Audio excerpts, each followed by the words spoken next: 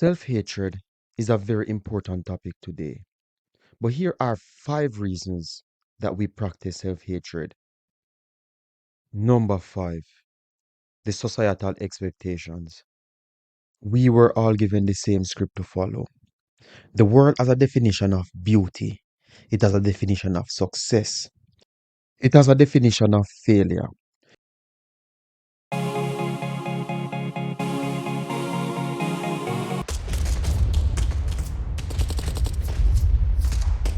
Maybe the world's definition of beauty is a blonde haired, blue eyed, 130-pound girl that goes to the gym. What if you are not that person? What if your natural body weight is 210 pounds? What then?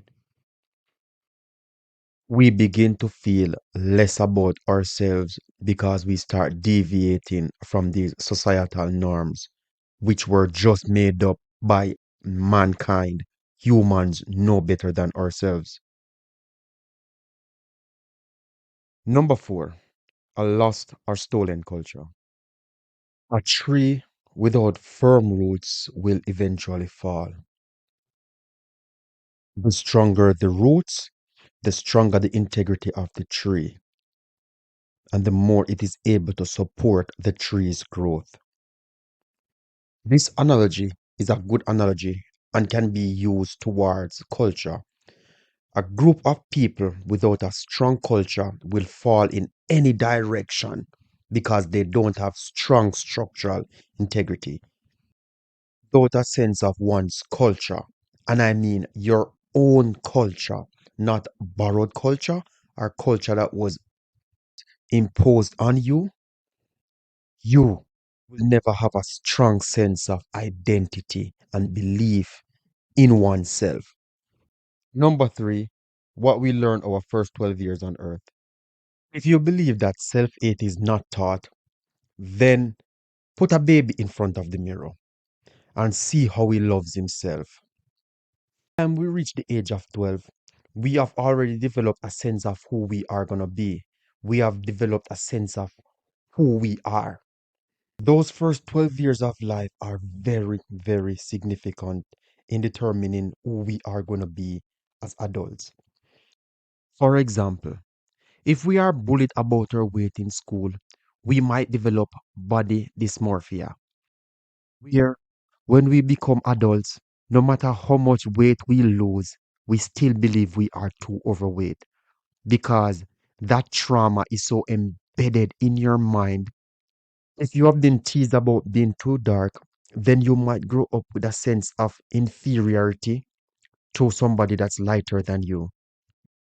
What our 12-year-old self may not realize, though, is just how these childhood traumas shape our lives, the way we look at the world, and the way we look at ourselves.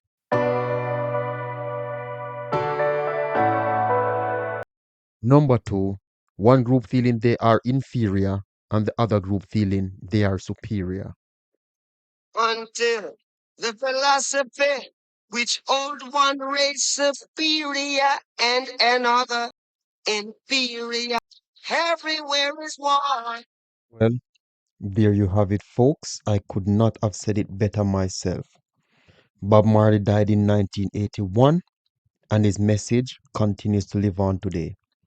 As long as one race is held superior and another inferior, there will be war. That's another way we are taught self hate. Wars.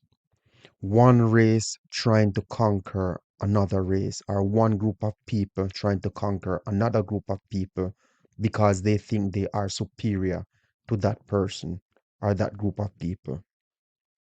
There are external wars. There are countries fighting against countries, religion fighting against religion.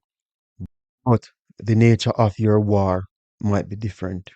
You might be fighting for equality. You might be fighting for justice. You might be fighting for equal opportunity. You might be fighting for fair representation. There are lots of things that you might be fighting for.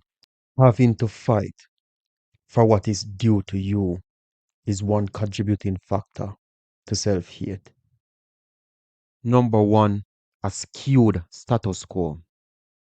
Thomas Edison is credited with inventing the light bulb, but Louis Latimer improved its duration. We often hear of billionaire Nike founder Phil Knight, but never Reginald Lewis, the first black man to build a $1 billion company in the US in the 1980s. When we think of novels, we think of J.K. Rowling, Stephen King, but never James Baldwin, one of the most eloquent speakers I've ever heard. In school, I was taught so much about Christopher Columbus discovering Jamaica, a place that already had people living there, but not much about the teachings of Marcus Garvey and Black empowerment. Yes, there is a status quo of what it means to be a good writer, a good businessman, a good leader, a good philanthropist. And guess what? Some names have been excluded from this list. Think about these questions, and you'll find an answer as to why some of us practice self hatred.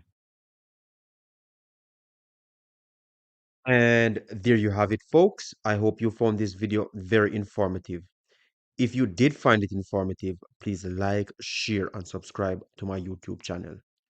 Please, please.